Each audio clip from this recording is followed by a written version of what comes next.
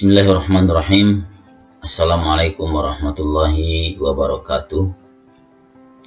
Pada kesempatan kali ini saya ingin berbagi praktik baik dalam kegiatan sosialisasi calon pengajar praktik untuk angkatan 8, 9, dan 10. Yang mana kegiatan ini diselenggarakan oleh BGP Balai Guru Penggerak Sumatera Selatan. Nah, dalam hal berbagi praktik baik ini, saya akan berbagi pengalaman saya ketika mengikuti proses seleksi sampai pelaksanaan kegiatan-kegiatan yang ada pada kegiatan pengajar praktik. Baik, saat melaksanakan seleksi CPP, calon pengajar praktik, saya saat itu tergabung bersama pengajar praktik yang ada di Sumatera Selatan, termasuk Banyuasin, kemudian Oki, setelah itu Okus. Nah, ketika ingin mengikuti seleksi calon pengajar praktik ini, pertama kali saya melihat di SIM-PKB. Di sana saya menjawab pertanyaan-pertanyaan secara detail. Kemudian pertanyaan-pertanyaan itu harus kita ingat dan kita jawab pada saat nanti kalau lulus seleksi, pada saat wawancara, seperti itu. Nah, pertanyaan-pertanyaan itu dijawab harus detail, harus jelas, harus sesuai dengan apa yang kita lakukan, sesuai dengan apa yang dipinta oleh pertanyaan-pertanyaan tersebut. Kalau pertanyaan itu meminta tentang tempat, maka jawab tempat. Kalau meminta tentang waktu, maka jawab tentang waktu. Nah, saya alhamdulillah lulus seleksi, kemudian disuruh ikut untuk praktek mengajar. Nah, ketika praktek mengajar, kita mengajar sebagaimana yang kita lakukan di kelas saat kita mengajar, tidak usah ditambah, tidak usah dikurang, atau kalau memang ada detail-detail tertentu yang ingin kita tonjolkan, kita sampaikan di situ bagaimana cara kita mengajar, sehingga asesor yakin bahwa kita memang benar-benar seorang guru yang mampu mengajar, yang mampu menunjukkan, memanfaatkan metode pengajaran yang baik.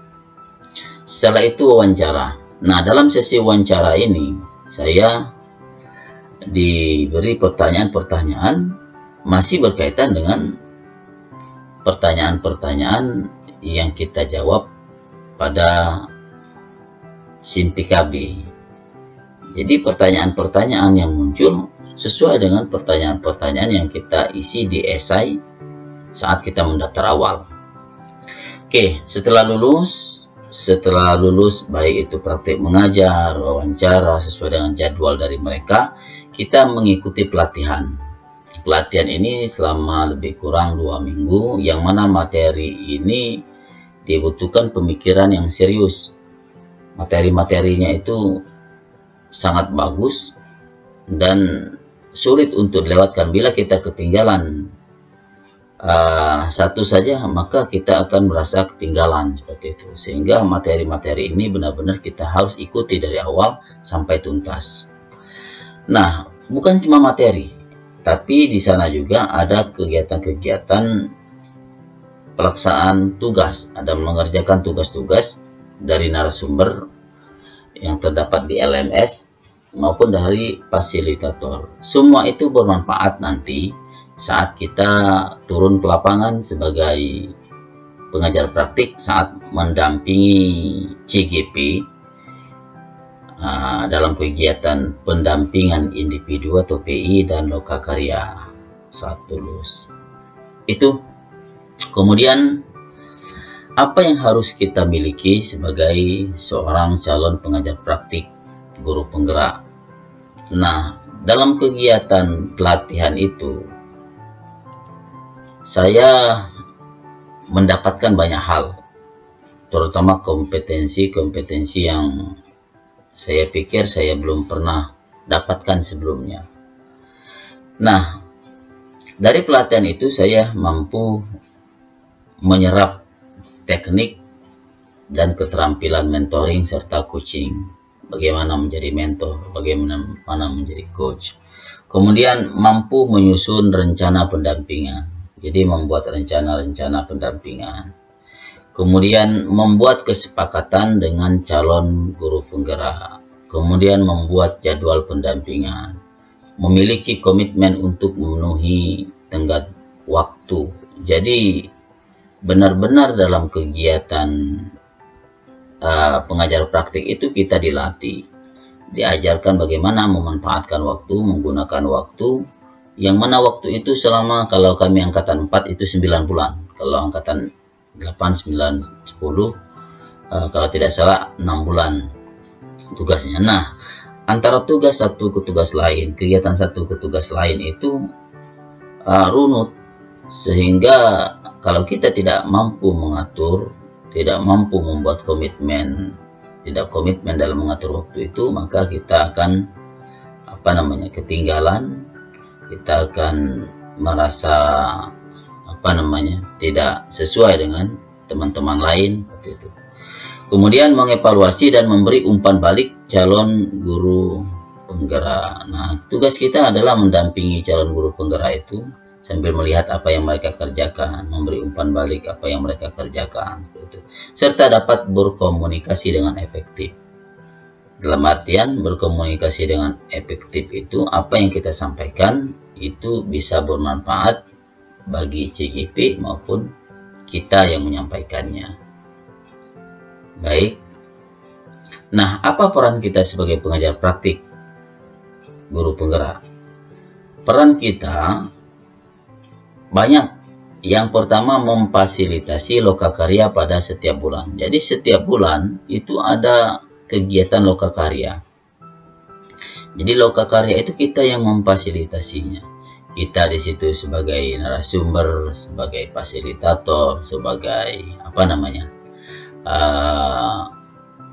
motivator bagi teman-teman calon guru penggerak. Kemudian selanjutnya berbagi praktik baik dengan calon guru penggerak. Jadi kita harus mempunyai praktik baik.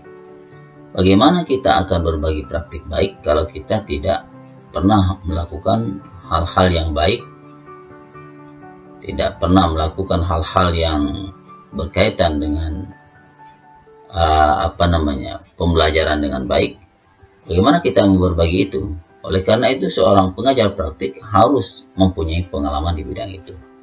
Kemudian mengevaluasi dan memberi umpan balik calon guru penggerak. Kita lihat apa yang dikerjakan oleh calon guru penggerak dari modul 1.1 sampai 3.3. Kita evaluasi.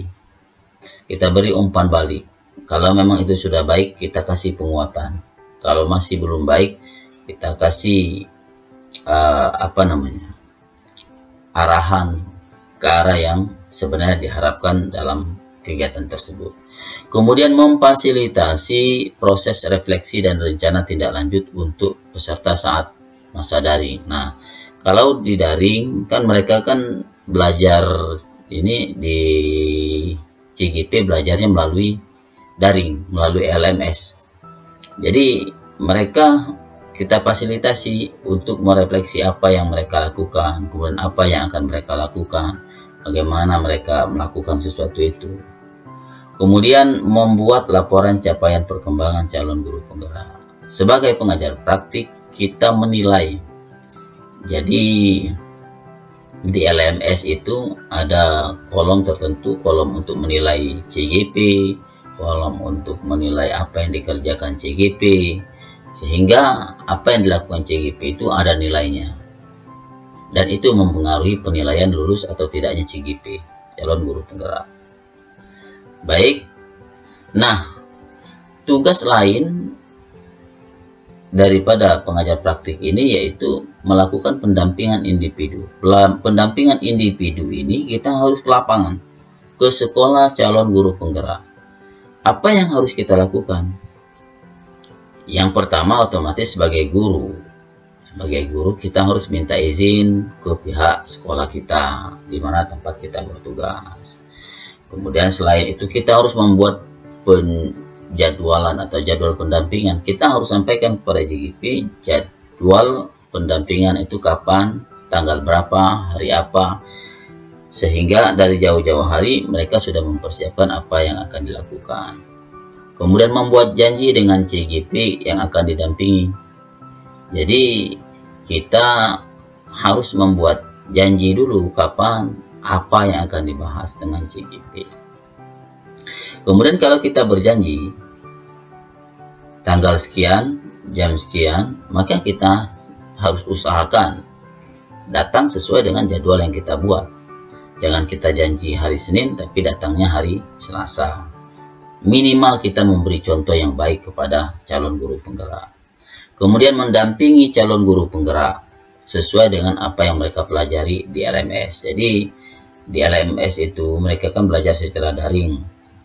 Kita kasih apa namanya coaching, mentoring, apa yang mereka lakukan di LMS. Sebab apa yang mereka pernah lakukan itu sudah pernah kita pelajari saat kita pelatihan selama 2 minggu lebih kurang. Seperti itu. Kemudian memberi motivasi buat mereka relax. Kan di CGP itu sangat ribet, sangat banyak tugas-tugas yang membuat mereka tegang mungkin. Jadi kita sebagai PP, pendamping pengajar praktik ini, jangan malah membuat mereka tambah stres dengan memberikan tugas-tugas seperti itu. Jadi tugas kita adalah memberi motivasi, menyemangati mereka untuk melakukan tugas dengan baik tanpa harus merasa terbebani dan stres akibat itu. Nah, sebagai seorang pengajar praktik, saya mendampingi 5 CGP. Ada di SDN 7 Rambutan, kemudian SMAN 1 Sembawah, ini yang di atas ini sekolah penggerak, semuanya PSP. Kemudian SMAN 1 Mariana atau SMAN 1 Banyuasin 1, kemudian SMKN 1 Tungkal Ilir, dan SMPN 1 Rambutan. Dan alhamdulillah semua yang saya dampingi ibu-ibu ini, mereka mempunyai motivasi yang tinggi, semangat yang tinggi untuk menjadi guru penggerak di sekolahnya masing-masing. Lanjut, kegiatan selanjutnya adalah lokakarya. Dalam kegiatan lokakarya ini,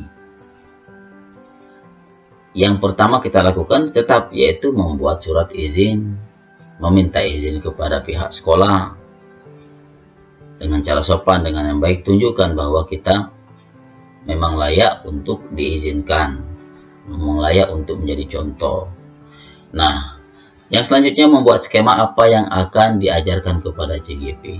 Di LMS itu kan para CGP sudah belajar, maka kita membuat skema apa yang akan kita ajarkan kepada mereka selain yang ada di LMS, atau paling tidak menguatkan apa yang mereka pelajari di LMS. Kemudian memberi ide baru yang dapat memotivasi CGP sesuai dengan petunjuk P4TK, kalau sekarang BGP Sumatera Selatan. Nah, jadi kita harus membuat ide-ide baru, jangan membuat ide-ide yang sudah mereka ketahui atau bahasa kitanya sudah ketinggalan seperti itu. Jadi kita buat ide-ide baru yang mana ide-ide tersebut bisa memotivasi para CGP untuk belajar lebih lagi.